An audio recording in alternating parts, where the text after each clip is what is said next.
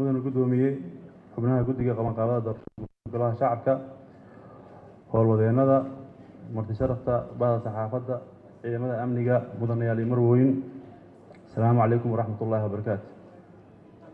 salaan kadib mudanayaal iyo marwooyin waxaa sharafii ah inaan halkan soo istaago anigoo ah musharax u taagan xilka gudoomiye ku-xigeenka koowaad ee golaha shacabka baarlamaanka jamhuuriyadda federaalk soomaaliya oo ah xil aada u weyn mudnaantiisana leh marka laga hadlayo howlaha qaranka. mudana gudoomiye xildhibaanada sharafta leh soomaaliya maanta waxay maraysaa isgoos khatar ah. inaan khatartaa ka badbaadinana innagaa inaga rabaa oday iyo dhallinyaro rag iyo dumar intaba. wadada keliya ee aan badbaado iyo horumar aan ku doogsan karno aan ku gaari karno waa in aan gacmaha isqabsanno, qalbiyada ka wada jirno, mas-uuliyadda dalkana si wada jira u qaadano.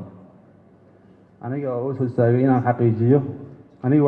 inaan xaqiijiyo in dhallinyarada xildhibaanada ah door sharaf leh ka qaataan dib u dhiska dalka iyo soo dhigidda sharciyada iyo xeerarka ummadda lagu hagayo.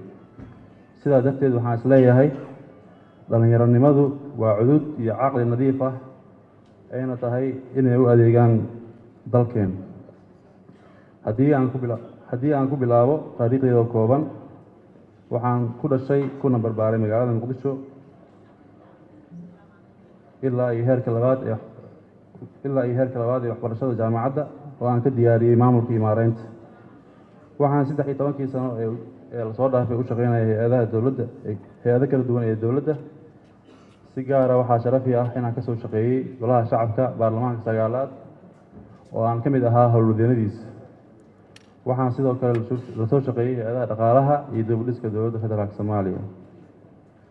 aniga oo ka duulaya dastuurka ku-meel gaarka iyo xeerasaadka golaha ee siiyey xaqa hadaljeedinta maanta, haddii aad i doorataan waxaan diiradda saari doonaa qodobada soo socdo.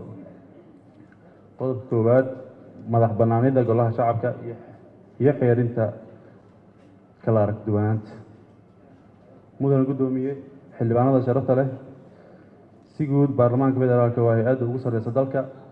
golaha shacabka waa matalayaasha shacabka soomaaliyeed. aniga oo si dhow ula shaqeynaya guddoonka golaha si waajibaadkiisa u guto madax bannaani oo waafaqsan dastuurka ku-meel gaarka iyo xeerasaadka. waxaan ka shaqeyn doonaa inaan waajibaadkeena u gudanno haddii ay ahaan lahayd sharci dejinta, la xisaabtanka xukuumadda, kalsoonisiinteeda ama kala noqoshadeeda iyo howlaha kale ee dastuurka golahani waajib sharci u siiyey. waxaan ballan qaadayaa in golahani noqdo madal laga tixgeliyo xorriyadda ra'yiga, islamarkaana u shaqeeya danta qaranka soomaaliyeed. kala aragduwanaantuna ayna noqon mid curyaamisa howlaha golaha. dhamaystirka dastuurka. mudana gudoomiye xildhibaanada sharafta leh, sida aada la wada socotaan dastuurkeenu waa qabyo muddo ka badan 10 sano. baarlamaanka 9aad iyo 10aad ayay ahayd inay ka shaqeeyaan dhamaystirka dastuurka. daruufo jiro awgiis way u suurtageli weyse. baarlamaanka 11aad howlaha ugu weyn ee hortabinta u leh waa dhamaystirka dastuurka. haddii aad i doorataan waxaan ka shaqeyn doonaa in dalku yeesho dastuur dhammaystiran,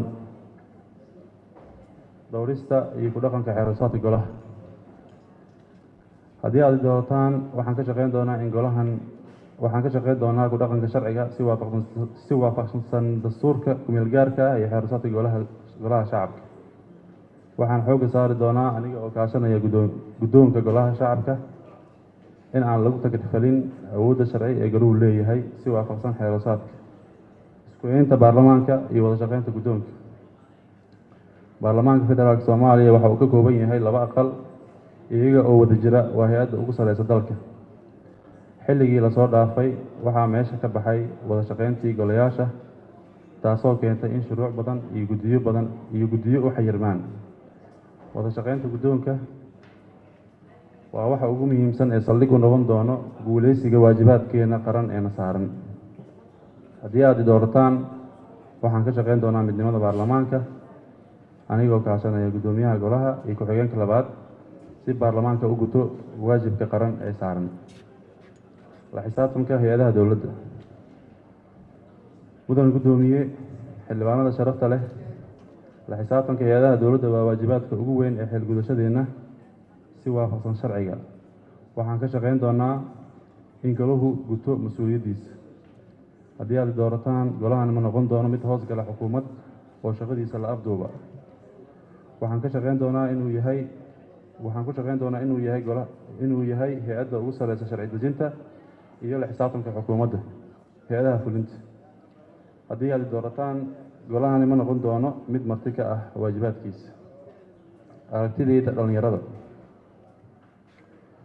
mudan guddoomiye xildhibaanada sharafta leh, dhallinyaradu waa xoogga ugu badan ee dalkeenna guud ahaan iyo qaaradda nasiibka badan ee Afrika. dhallinyarada Soomaaliyeed waxaa lagu qiyaasaa in ka badan 70% inay ka yihiin bulshada Soomaaliyeed tiro ahaan. xubnaha sharafta leh ee golaha shacabka inta ugu badan waa dhallinyaro. taasi waxay inoo tahay fursad weyn oo muujinaysa awooddeena. waxaan xog ogaal u ahay xaaladda ku xeeran dowlad dhiska Soomaaliya. waxaan ogahay duruufta dhallinyarada Soomaaliyeed iyo dhibaatooyinka ku haysta dalka iyo dibadda. haddii aad doorataan aniga oo si dhow ula shaqeynaya guddoonka, golahani wuxuu noqon doonaa mid loogu shaqeeyo aayaha dhallinyarada iyo dhammaan bulshada Soomaaliyeed laguna dhiso mustaqbal wanaagsan. gunaanad. waxaan joognaa xilligii dhallinyarada ee hogaaminta dalka ka qayb qaadan lahaayeen, ayna tahay in fursad la siiyo.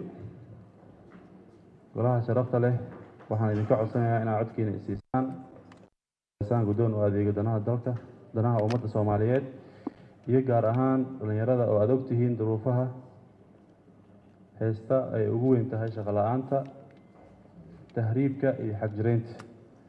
doorkan waa doorkii dhallinyarada. waa mahadsantihiin.